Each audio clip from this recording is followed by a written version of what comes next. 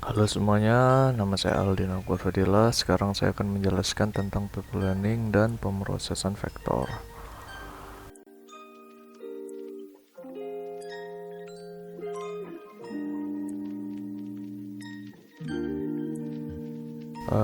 People learning adalah suatu cara yang digunakan untuk melakukan sejumlah kerja secara bersama tetapi dalam tahap yang berbeda, yang dialirkan secara kontinu pada unit pemrosesan. Dengan cara ini, maka unit pemrosesan selalu bekerja.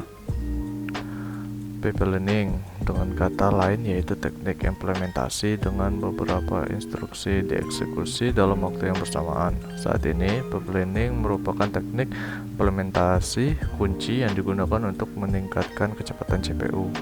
Pipeline mirip dengan jalur perakitan.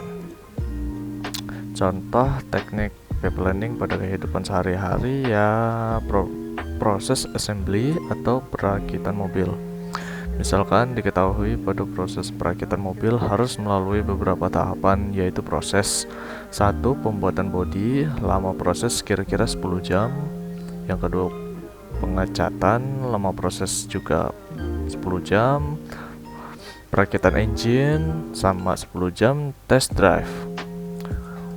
Lalu yang kategori planning. Yang pertama, klarifikasi berdasarkan fungsi. People learning aritmatika. People learning instruksi. B. People learning prosesor. Yang kedua, klarifikasi berdasarkan konfigurasi. Yang pertama, unifungsi dan multifungsi. Yang kedua, statik dan dinamik.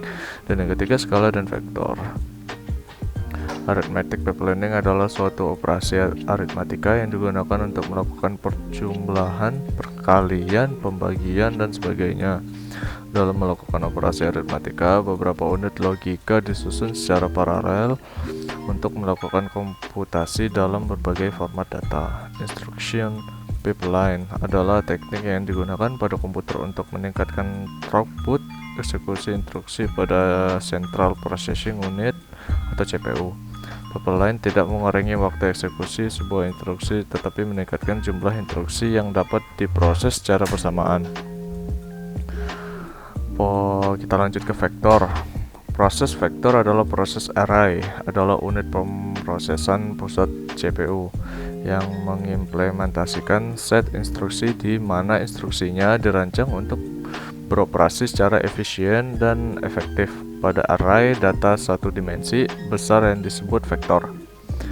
Ini berbeda dengan proses skala yang instruksinya hanya beroperasi pada item data tunggal, dan berbeda dengan beberapa prosesor skalar yang sama yang memiliki unit aritmatika SIM atau SIMD atau SWR.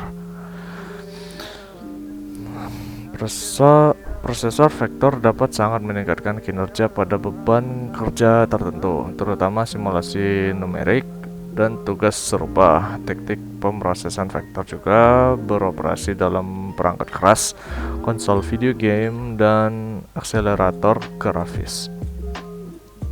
Perbandingan pemrosesan vektor dan pemrosesan skalar. Mereka berdua dapat memproses beberapa instruksi dalam waktu yang bersamaan, tetapi saya kira ada perbedaan berdasarkan yang menjelaskan mengapa ada dua nama dan kita tidak selalu beralih menggunakan yang super skalar selalu. Juga jika saya mengerti dengan benar, baik skalar dan instruksi vektor hadir dalam CPU modern, jadi saya kira keduanya tidak saling eksklusif gitu.